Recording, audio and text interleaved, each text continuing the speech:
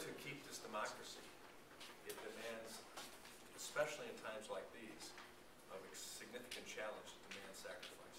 So we are going to have to sacrifice some time.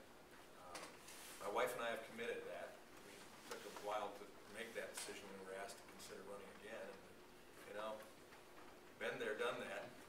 It's a challenge, but ultimately decided it's a challenge we were willing to take, and it means a sacrifice. Even not being able to see the grandkids like we'd like to see as regularly. And it may mean that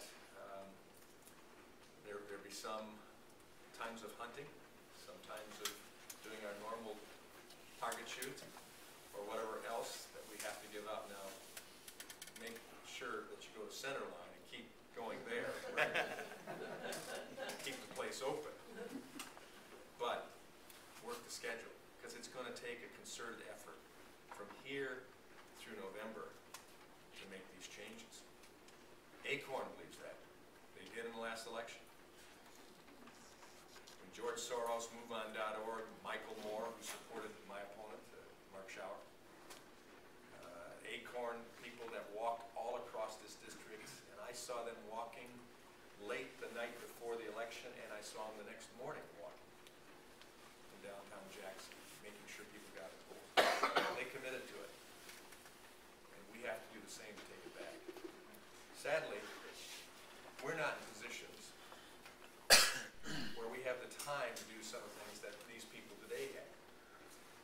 They were transported in. They were professional, basically paid for, whether it was a dinner or whether it was actual money, paid to protest. Some were given time off work as government union employees. Taxpayer paid to demonstrate as a counter-demonstration. Now we're working.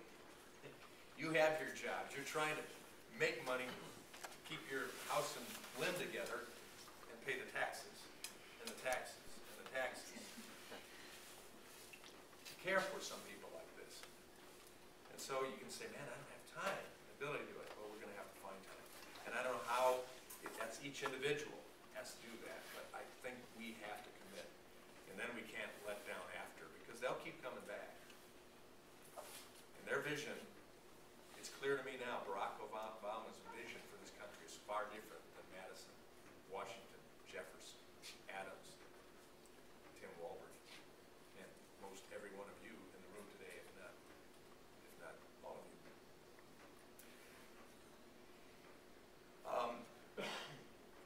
Key in this, you bring up a point that's very key to my race, and specifically my race in the primary.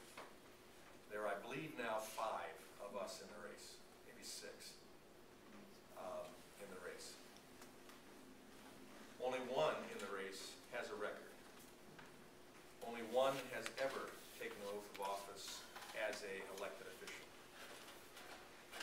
Only one has ever voted on anything related to a representative body, whether my 16 years in the State House, separated by 8 years in the private sector, breathing free air and living under the laws that I passed, or my 1 term in Congress. But that record has been consistent for all 18 years of elected office. It's been conservative. I never voted for a tax increase. I voted for plenty of tax cuts and sponsored and co-sponsored tax cuts. 26 in the State House. I worked to reduce government and limit their control, and that's my record. I am a conservative. It will be used against me, but that's who I am. I am a conservative, and my record is there. So to be able to vote for me or one of the other 4 or 5 candidates in the Republican primary, you have to ask your question.